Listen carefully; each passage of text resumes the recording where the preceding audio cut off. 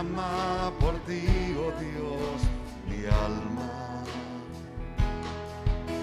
En tierra seca y árida, donde no hay agua, para ver tu justicia y tu gloria, te buscaré y te encontraré, te llamaré y tú responderás, te tocaré la puerta y tú abrirás, y ahí te encontraré coronado de gloria y majestad. Busco de tu rostro, siento tu aliento en mí, llenándome, saciándome. Levanto mi voz a ti, te buscaré y te encontraré, te llamaré y tú responderás, te tocaré la puerta y tú abrirás, y ahí te encontraré coronado de gloria y majestad.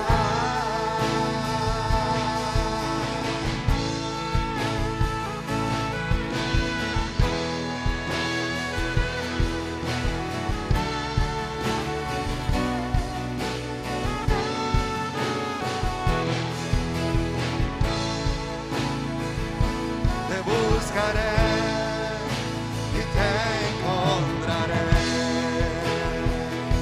te llamaré y tú responderás, te tocaré la puerta y tú abrirás, y ahí te encontraré coronado de gloria y majestad.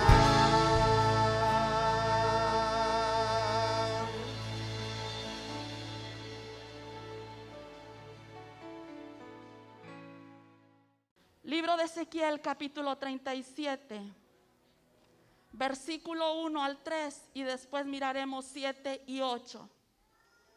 Libro de Ezequiel, capítulo 37, versículo 1 al 3 y versículos 7 y 8.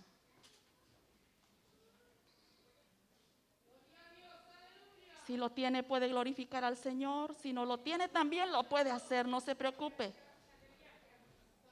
Dice la palabra: la mano de Jehová vino sobre mí y me llevó en el espíritu de Jehová y me puso en medio de un valle que estaba lleno de huesos.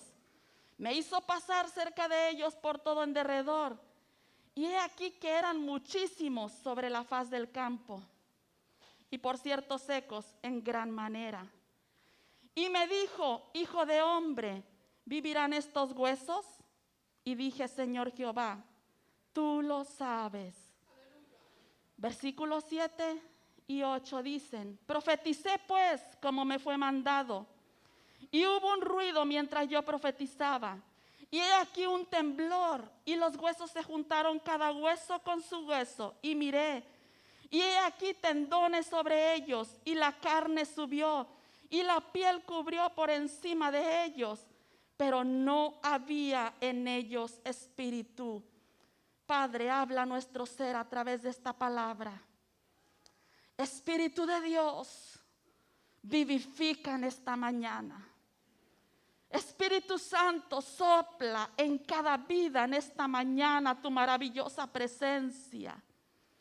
Que el aliento de vida, Señor, sea sobre tu iglesia, sobre esta congregación en esta mañana. En el poderoso nombre de Jesús lo pedimos, Padre.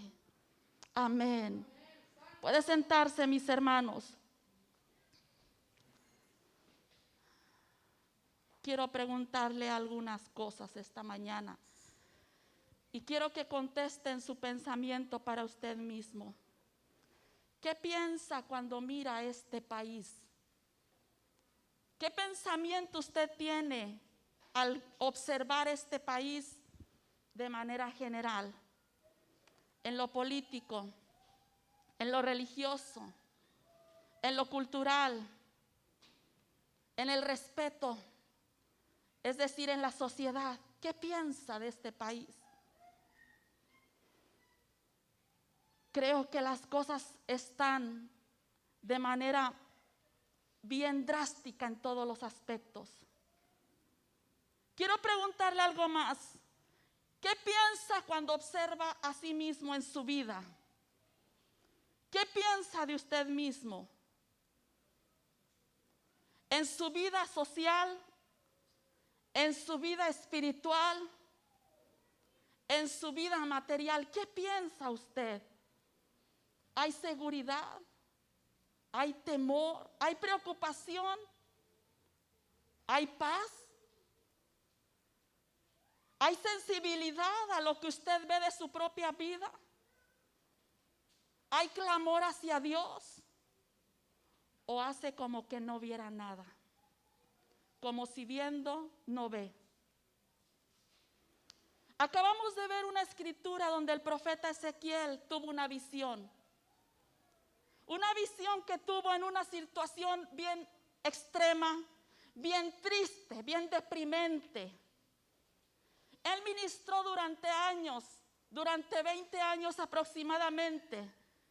Durante ese tiempo, la mayor parte de los hombres, de las mujeres, de las personas, que era lo más importante de Israel, de Jerusalén, de Judea, fueron llevados cautivos a Babilonia. Ezequiel ministró durante ese tiempo en lo que se llama el exilio. Un tiempo de crisis era lo que él veía. Un tiempo donde los sentimientos estaban dañados, donde Israel emocionalmente había sido ultrajado. Un tiempo en el que se dice que Babilonia tomó control de Jerusalén, quitó del trono en ese tiempo al rey Joaquín. 18 años tenía, un rey muy joven, apenas tenía 3 meses reinando cuando vienen a saquear el reinado de Joaquín. Saquearon todos los tesoros de la casa real, del templo donde se daba adoración al Señor, a Dios. Se llevaron cautivos a Babilonia, alrededor de 10,000 personas, dice la escritura. Segundo libro de Reyes, capítulo 24. Usted encuentra todo esto, lo que sucedió cuando hubo el exilio en Jerusalén. Se llevaron todo lo mejor de la nación de Judá, príncipes, soldados, artesanos, herreros, la gente que estaba en ese tiempo como oficial, las personas que estaban en el reino, todo lo mejor. Solamente dejaron a las personas que eran demasiadamente pobres, aparentemente para ellos inservibles. Pero en ese grupo de personas iba el sacerdote llamado Ezequiel. Ezequiel, del cual acabamos de ver esta escritura. Durante 5 años, estando en el exilio, dice el primer capítulo ahí mismo de Ezequiel, estaba él junto con los demás cautivos. Durante 5 años, Ezequiel no tenía un panorama de una visión de lo que él iba a hacer con su vida. Todo el panorama de esclavitud era desolación. Pero después de 5 años, Dios se le aparece en una visión poderosa y le hace un llamado a Ezequiel. Y dice la palabra que el llamado fue tan claro, donde el Señor le decía: vas a ser quien predique mi palabra a este tiempo, en este lugar, a todos estos que están en el exilio, a todos estos que están en una condición espiritual deteriorada. Ezequiel fue sacerdote y ahora Dios lo llamaba a ser su profeta. Toda aquella gente necesitaba, tenían urgencia de escuchar la palabra de Dios. Toda aquella persona tenía una necesidad espiritual. En ese tiempo y por 20 años, Ezequiel sirvió de manera fiel al Señor. Fue un hombre, un varón capaz de saber escuchar la voz de Dios y de transmitirla a todas esas personas.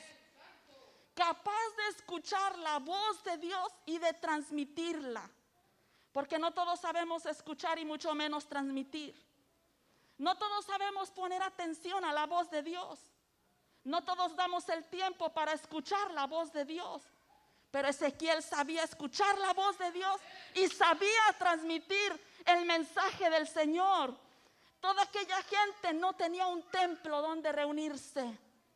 El templo de Jerusalén había sido destruido. Sus utensilios fueron desbaratados. Todo lo que era de oro, dice la Escritura, que fue destruido. El altar, todos los muros de Jerusalén fueron destruidos. Las casas fueron quemadas. Era un deterioro completo en lo físico y en lo espiritual. Jerusalén estaba en ruinas. La palabra de Dios no fluía en ese tiempo. Pero en medio de esa condición, el Señor llama a Ezequiel y le dice: vas a ser mi portador. Vas a ser el profeta para este tiempo. Vas a ser el que traiga la palabra, el que traiga la corrección, el que traiga la dirección de Dios. Y fielmente Ezequiel aceptó ser el profeta de Dios. Pero ¿sabe que esta escritura que leímos nació como respuesta a una queja que tenían todos los cautivos? Nace como respuesta a un lamento de estos cautivos. En el versículo 11 ellos dicen: nuestros huesos se secaron, pereció nuestra esperanza y somos del todo destruidos. Nuestros huesos se secaron. ¿Qué veía Ezequiel?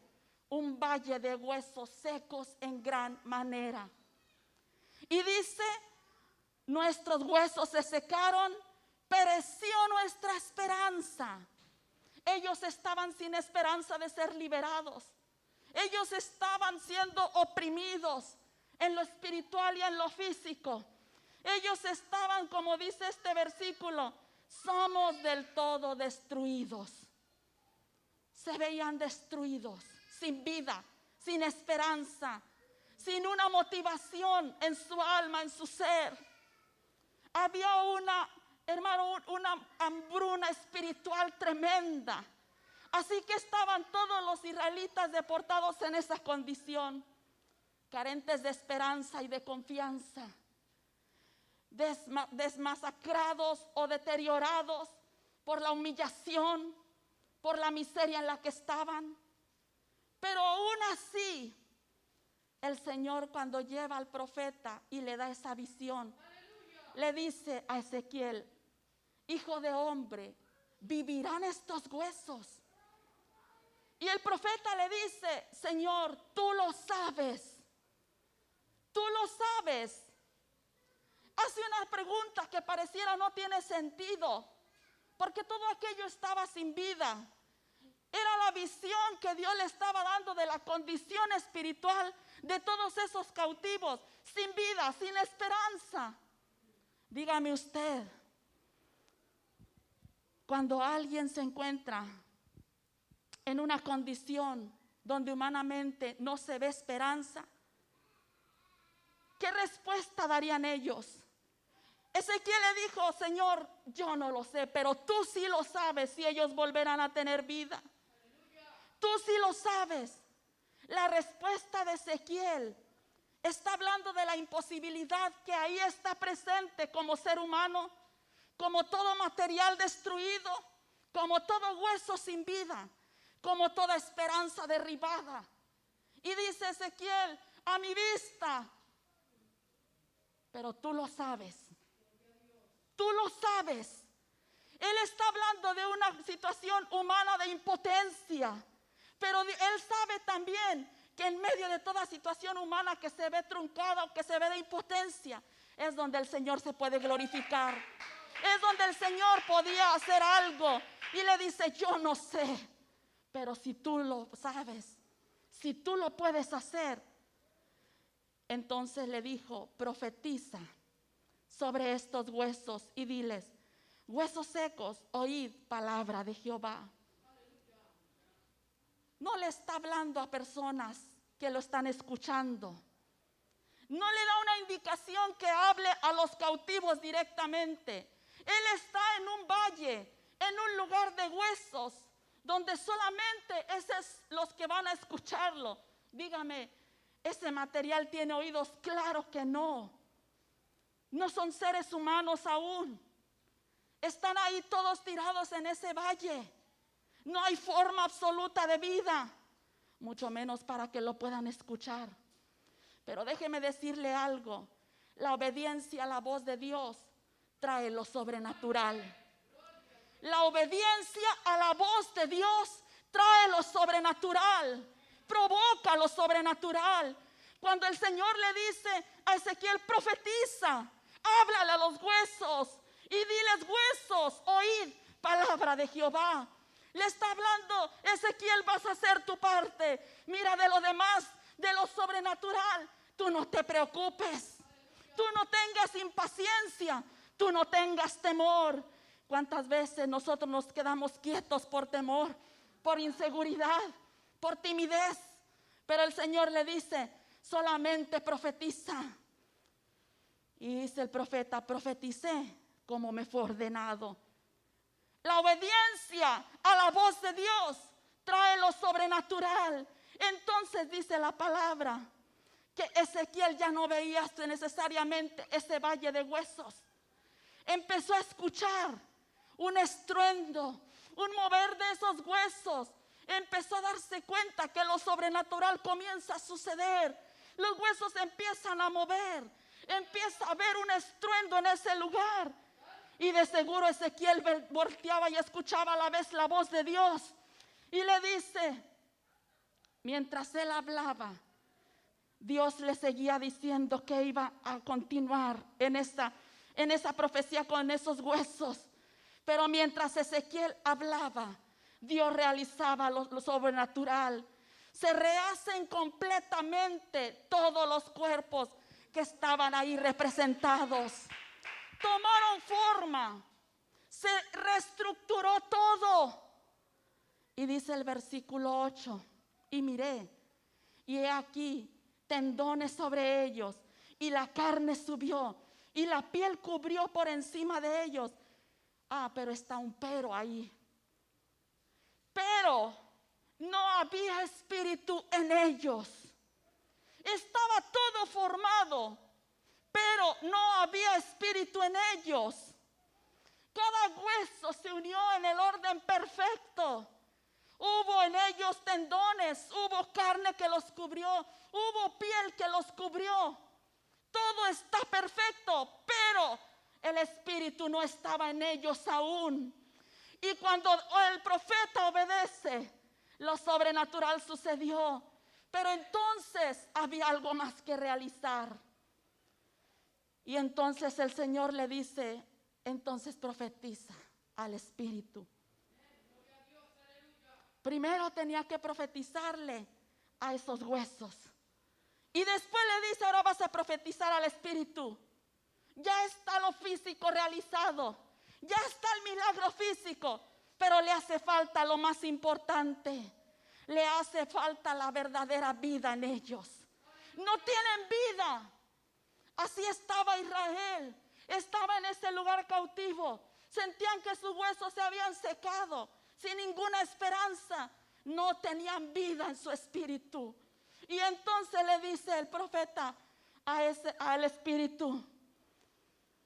Le dice, así ha dicho Jehová el Señor, espíritu, ven de los cuatro vientos y sopla sobre estos muertos y vivirán. Sopla sobre estos muertos y vivirán. La palabra espíritu es en el hebreo una palabra que se pronuncia ruach. Pero esta palabra significa aliento, viento, soplo. aliento, viento, soplo, entendiéndolo como aquello que es capaz de brotar o de producir vida donde solo había muerte. Capaz de producir vida donde no había, donde solo había muerte. Esto es lo sobrenatural que Dios hace cuando se obedece a su palabra. Es lo sobrenatural que estaba viendo el profeta cuando el Señor le dice: desata esta palabra profética y que el Espíritu sople vida sobre de ellos. Es lo sobrenatural que Dios hizo en el aposento alto con los 120. Cuando dice la palabra en Hechos 2:2 que de repente vino del cielo un estruendo, como de un viento recio que sopló. Ese viento soplaba y llenó toda la casa donde estaban todos sentados. Es el mismo soplo que el profeta estaba declarando sobre esos huesos. Era la misma presencia del Espíritu de Dios, trayendo vida donde no había vida, trayendo esperanza donde no había esperanza, vivificando esos huesos donde parecía que no había ninguna solución. En el libro de Génesis dice la palabra que el Señor creó, capítulo 2, versículo 7 de Génesis, a Adán. Pero dice esta escritura: entonces Jehová Dios formó al hombre del polvo de la tierra y sopló en su nariz aliento de vida, y fue el hombre un ser viviente. Sopló en su nariz aliento de vida. Si el Señor hubiese dejado a Adán de esa manera, solamente formado del polvo de la tierra, sin haber soplado, no hubiera sido un ser viviente. Era necesario el soplo de Dios en Adán para que tuviera aliento de vida, para que fuera un ser viviente. Usted y yo podemos vivir todo el tiempo como estamos, pero sin el soplo de Dios no tenemos vida del Espíritu en nosotros. Sin el soplo de su presencia no hay una vida real en nosotros. Los cautivos de Jerusalén dijeron: nuestros huesos se secaron, pereció nuestra esperanza, somos del todo destruidos. Ellos estaban sin el aliento de Dios. Ellos no tenían la esperanza. Yo le pregunto, ¿qué es lo que se ve en este tiempo en las mismas iglesias? Parece que todo pereció. Parece que no hubiese esperanza. Muchos dicen: nuestros huesos se secan espiritualmente. Nuestra alma se seca espiritualmente. Parece que está viviendo en una cautividad. Pero es por la falta del soplo del Espíritu de Dios, del soplo del Dios maravilloso, que viene a traer sentido al ser viviente, que viene a traer aliento de vida a nuestra alma. Qué tremendo es, mis hermanos, cuando el ser humano puede vivir sin el aliento de Dios en su vida. Porque eso no es realmente vivir. Eso es solo sobrevivir. Eso es caminar sin sentido, sin esperanza. Eso es como cuando las personas simplemente se levantan de manera mecánica y no se acuerdan que hay un creador. No se acuerdan que hay alguien que les creó y que quiere soplar en ese día aliento de vida en usted, que tiene un maravilloso consolador como lo derramó en Pentecostés, que vino y sopló fuertemente sobre los discípulos y fueron todos llenos, fueron transformados. Ahora déjeme decirle, esta visión que Ezequiel veía de los huesos secos no era para gente que no conoció del Señor. Era para gente que conoció del poder de Dios. Todos esos huesos representaban el pueblo de Israel, que conocieron el poder de Dios, que miraron su manifestación, que de alguna forma tenían la bendición de la palabra. No era para gente ignorante del poder de Dios. No era para gente como nosotros dijéramos, no son convertidos. En otras palabras, era para la iglesia. Era para los que conocían. Era para los que ya sabían quién era Dios. Era para los que conociendo se habían alejado, se habían rebelado. Era para los que conociendo no valoraron el poder y el amor de Dios. Era para los que conociendo quisieron hacer su propia vida, caminaron sus propios caminos. Y la palabra nos dice que el Señor los entregaba en manos de sus enemigos.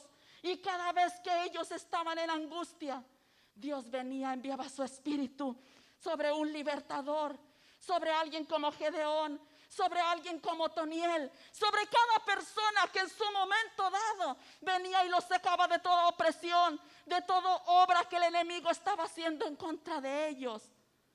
Pero llegó el momento en el que Dios les había dado esa palabra de ser llevados cautivos debido a la rebelión que ellos tenían. Y cuando ellos están en esa cautividad, entonces dice, nuestros huesos se secaron, pereció nuestra esperanza, somos del todo destruidos. Ese es el panorama de una vida que se aleja del Señor, de alguien que no busca ser lleno, de alguien que no busca ser, hermano, una vez más renovado en el espíritu. La Biblia nos habla de un varón llamado Job, un hombre que teniéndolo todo, y el mismo Dios dijo, no hay ningún hombre como él sobre toda la tierra. Pero que Dios permitió que el enemigo tocara todo lo que él tenía. Y cuando Job está en esa condición de duelo, de lamento, que estaba sentado sobre cilicio, que se puso sobre una condición física de lamento, de dolor interno, lo reflejaba. Job se encuentra sin esperanza, porque todo perdió, lo material, así como sus hijos. Se quedó sin nada. Su ganado, sus siervos, todo lo que él tenía, lo perdió en un momentito. Pareciera que era el mismo panorama de los hijos de Israel. Él sentía que no había esperanza. Toda esperanza estaba pereciendo para él. Pero llega un hombre a hablar con Job. Eliú habla con Job y le desaprueba la condición como Job está, quejándose, como él está desesperado. Y Eliú le dice estas palabras: el Espíritu de Dios me hizo y el soplo del Omnipotente me dio vida. Cuando Eliú le dice estas palabras, le está diciendo a Job: Job, si Dios fue capaz de hacer esto en mi vida, Él es capaz de hacerlo en tu vida.